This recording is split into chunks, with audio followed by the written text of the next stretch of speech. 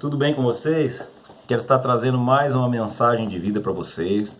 Nós vamos ler um dos textos mais ricos do Evangelho, que eu tenho certeza que vai abrir a consciência de todos vocês. Olha, bem rapidinho para a gente poder ganhar tempo. João capítulo 1, olha. No princípio era o Verbo, ou a Palavra. O Verbo estava com Deus, ou a Palavra. E o Verbo era Deus. Ele está falando de Jesus. Jesus, ele é chamado também na Bíblia de muitos nomes. Jesus é chamado de Messias, Jesus é chamado de Cordeiro de Deus que tira o pecado do mundo. E João diz que Jesus também é chamado de Palavra. No versículo 14, diz o seguinte: e o Verbo, ou a Palavra, se fez carne. O Verbo, a Palavra, se encarnou, se fez homem, e habitou entre nós, cheio de graça e de verdade, e vimos a sua glória, glória como do unigênito do Pai. Meus irmãos, eu disse que esse texto pode abrir muito a consciência de vocês pelo seguinte: hoje a confusão das pessoas de poderem interpretar a Bíblia é muito grande. Então, se Jesus é a palavra de Deus, a primeira coisa que eu quero dizer para vocês é que toda a palavra de Jesus, todo o mandamento de Jesus, todo o ensinamento de Jesus, ele se explica no próprio Jesus, né? Ele se auto-explica, porque Jesus, ele é o Verbo que se encarnou. Então, todo o ensinamento dele, ele mesmo encarnou, senão o Verbo não teria se feito carne. Exemplo, para facilitar o que eu quero dizer. Vamos pegar um mandamento de Jesus. Se os teus olhos forem bons, todo o seu corpo será luminoso. Se os teus olhos forem maus, todo o seu corpo estará em trevas. Então, como é que eu entendo isso? O que Jesus quis dizer com isso? Olha como ele olhou. Vamos ver o olhar dele. Em que ele valorizou? É lógico que é em parte que eu estou dizendo. Mas ele viu beleza em pão, ele viu beleza em lírio, ele viu beleza em água, ele viu beleza em fé, ele viu beleza naquela ofertinha da viúva, onde ela deu tudo aquilo que tinha, mas com muito amor, como verdade. Ele não viu beleza na hipocrisia. Ele viu beleza nas crianças, ele não viu beleza em cambistas do templo. Então, o objetivo de Deus é que nós nos tornemos a imagem e semelhança do seu Filho. E a palavra de Jesus tem que nos transformar nele. E todo o mandamento de Jesus se auto-explica nele. Então, nós devemos entender isso e ter o mesmo olhar de Cristo e olhar a vida como ele olhou.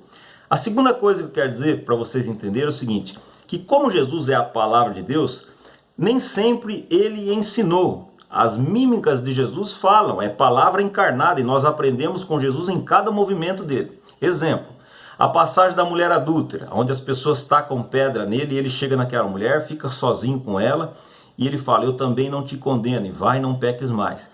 Então, assim, nós como discípulos de Jesus, ele não ensinou isso, mas ele praticou. Nós devemos observar e não também tacarmos pedra quando nós vemos pessoas caindo em pecado, em adultério, e ficarmos apedrejando as pessoas. Nós devemos imitar o nosso mestre, né? Levantamos, tropeçamos, mas o objetivo de Deus é nos tornarmos a imagem e semelhança do seu Filho.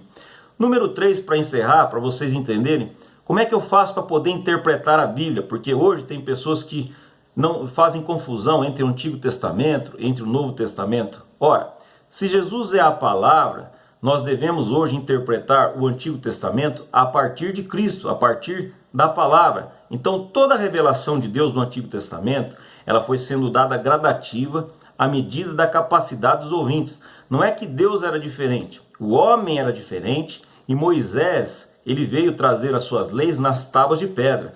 Jesus, hoje, na consciência do ápice, né, na grande revelação do Verbo, ele inscreve os seus mandamentos na tábua do nosso coração. Nós não vamos mais conseguir andar com Jesus e Moisés de mãos dadas.